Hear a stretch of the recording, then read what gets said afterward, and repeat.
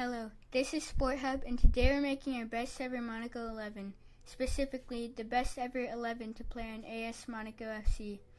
And weirdly enough, because of the different quantities of quality from each position, our formation will be a 4-2-4. Starting at the goalkeeper position, we have Fabien Barthez. The shot stopper played for French clubs Toulouse and Marseille before getting a move to Monaco.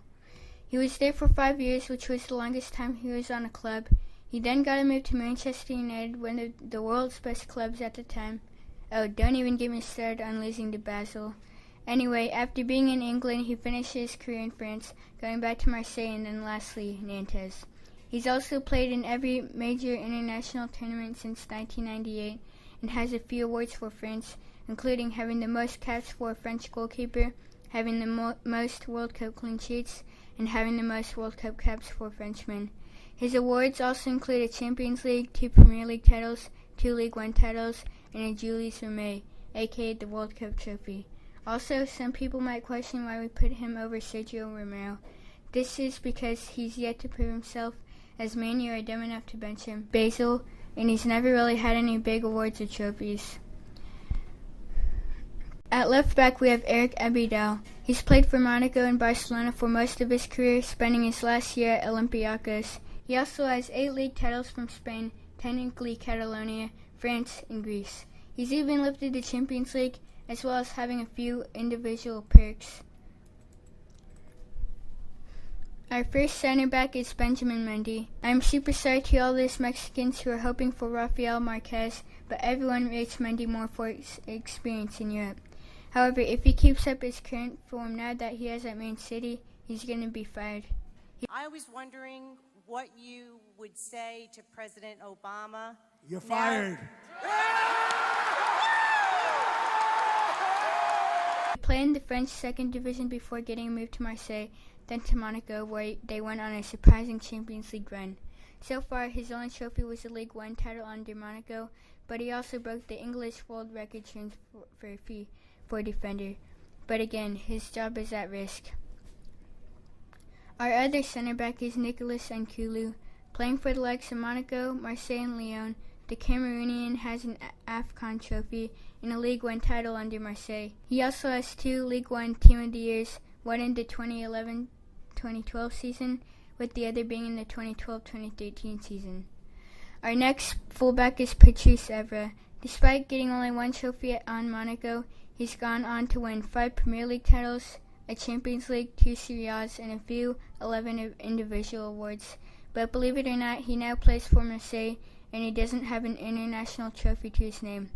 But nobody cares about the Euros, right? Starting at center mid, we have Anthony Martial. He is at center mid because we chose 2 midfielders, and it only makes sense that none of them are wide. Despite only getting 3 appearances for Lyon at the beginning of his career, he got a $5 million transfer to Monaco. 2 years later, he got a move to Man U, City 5-1 1989, and has been a decent midfielder, but he's pretty young, so he doesn't have any notable awards. Our other center mid is James Rodriguez. The Colombian has been crucial in Colombia's success in the past few years, getting Colombia a quarterfinal finish in 2015, but then a 3rd place finish in 2016. He even led them to the quarterfinals in the 2014 World Cup, being the top goal scorer along the way with 6 goals. Club-wise, the World Cup performance earned him a move to Real Madrid, until this year, where he got a 3-year loan to Bayern Munich to help them in the league and with Europe. Competing with the likes of Higuita, he is known as one of the best footballers in Colombian history. At left wing is one of Arsenal's greatest, Thierry Henry. With Monaco, he got a League One title. He's also had 2 league titles at both Arsenal and Barcelona, as well as winning the Champions League with Barca. He's also gotten 400 goals in almost 800 appearances, and is widely regarded as the best ever Frenchman and even the greatest player of all time.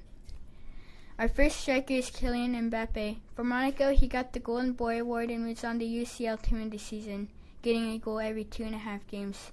He was then loaned out to Paris Saint-Germain, where he's had almost a goal every 2 games. He's now worth about $180 million, and is now hoping to capitalize on the lack of European competition this year and to win the Champions League with PSG. As for Monaco, they currently sit dead last in a fairly easy group. Our other striker is Pierre-Emerick Aubameyang. Despite only getting a short loan to Monaco, he's been very successful in his career since getting a permanent move to Saint Etienne.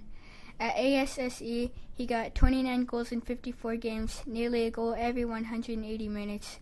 This got him a move to Borussia Dortmund, where he signed a 5-year contract.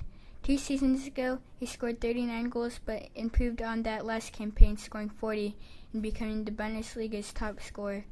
He's had a few good awards, but nothing worth much. And lastly, we have right winger Yannick Carrasco. He was on Monaco for 3 years until getting a move to Madrid in 2015.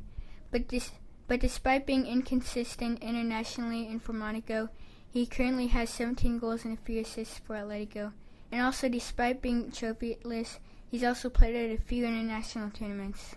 Anyway, that was our 11. Do you agree or disagree? This is SportHUB, and I'm out.